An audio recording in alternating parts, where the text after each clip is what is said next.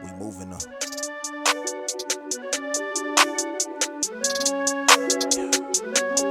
We moving the chains, we changing the game. You know that we moving the chains with change. Just stay in your lane, so nothing the same. We steady be moving the chains. What it do? Welcome back to yet another episode of Moving the Chains with Chief. Of course, I'm Chief.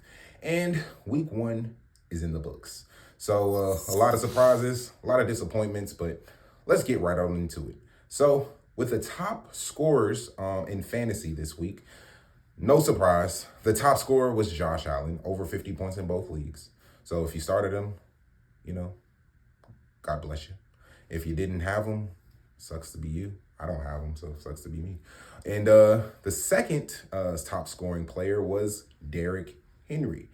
And that's the same game. It's no surprise that the Bills-Ravens game had the highest scores because Lamar Jackson was the third highest scorer. You could also say Bijan Robinson. They had about the same amount of points. So those are our top scorers. But let's get into League A.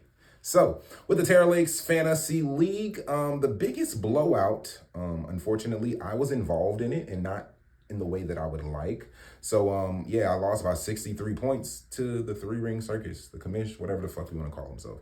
So, that's what happened. Took the L. It is what it is, but I will be back, and I will see you at the end of the season.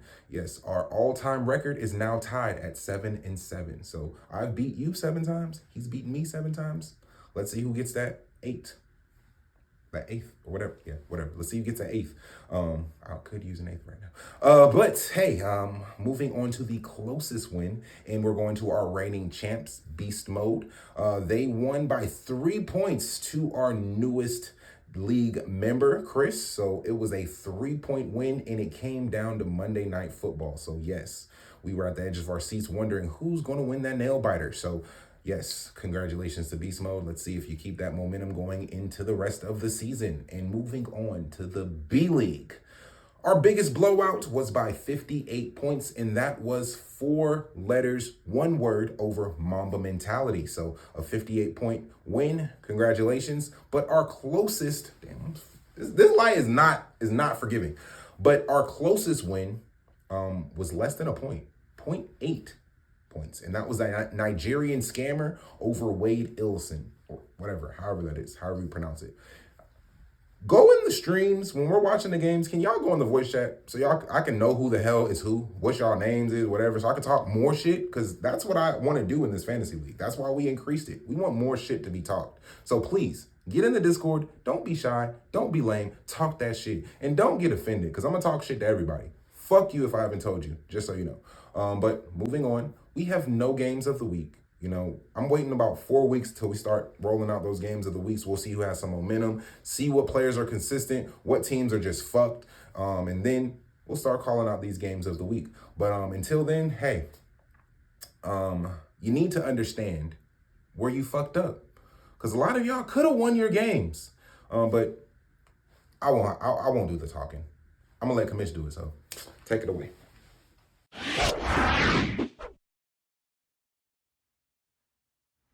Thanks for the introduction, as always, Chief, and welcome back to football. Week 1 officially in the books. Some of us took a dub, some of us took an L, but hopefully all of us are having fun because football is officially back.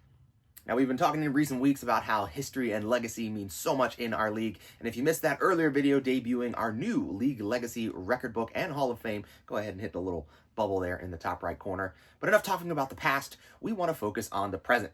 Now that football is officially underway, we want to bring you guys a little bit more entertainment about what's happening week to week.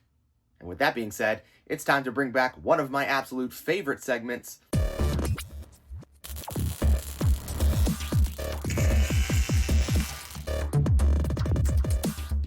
Yet Unfucked Up. Now, fantasy football is a game of choices, and sometimes one choice could be the difference between winning and losing.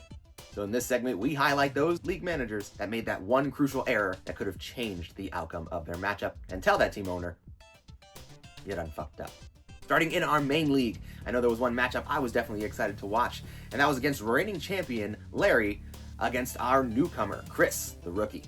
Now, Chris did have an opportunity to pull the upset over the reigning champion, but made some crucial errors in his lineup. Starting on Thursday night, we saw Dallas versus Philadelphia. Javonte Williams goes off and has 2 touchdowns. Who could have seen that coming? Not Chris. Unfortunately, Javonte was left on Chris's bench, so all of those points went to waste. But that was just the first game of the week. Plenty of time to catch up, right? Well, fast forward on to Sunday night with our Bills-Ravens matchup. Mark Andrews only puts up 1 point, even though there were 81 points scored in that game in total. And Jonnu Smith was sitting there on Chris's bench. That would have made all the difference, as it was just a 3-point margin in the end. So Chris, unfortunately, you done fucked up this week. Moving on to one of our older members, my little brother, Adrian, all the way out on the West Coast in San Diego. What happened, little bro? Fortunately, also made some crucial errors, this time at the starting quarterback position. Left in Bo Nix of the Denver Broncos, but we had Justin Fields sitting on the bench there with 34 points. And if you were to do some quick math there, switching in Justin Fields would have been enough to secure you a 1-point victory in your matchup, which is just devastating, knowing that just one simple change could have made all the difference. So, Adrian, little bro, you done fucked up. Now, we can't forget about TLB as well. Speaking of Justin Fields, we're going to look at the owner of Justin Fields in TLB, Delvin, because he also had an issue with his quarterback. He has 3 quarterbacks on his roster, 3 opportunities to start the right guy. And unfortunately, he picked the one option that resulted in the L with Kyler Murray. Not only did he have Justin Fields sitting on his bench, he also had Justin Herbert sitting on his bench as well. Either of those 2 quarterbacks in the starting slot would have been enough to secure him a victory, as it was just a 7-point margin in that loss. So, Delvin, Class Prez, unfortunately, you done fucked up. We're so excited for what week 2 and all of the subsequent weeks are going to be bringing during this season. We're just getting started. With that being said, we're going to toss it on back to Chief. Chief, take it away. Thanks, Chris. And like I said earlier, we have no game of the week, so I don't really got much else to say to y'all except fuck you. But no, keep talking this shit. That's what we want. We want you guys to be involved. We want you guys to participate. So please, please keep doing it. So we're going to increase the participation in the league, and let's see what happens. I really don't know what else to say. I'm still pissed that I lost, but it is a long season. We all like trouble. We moving up.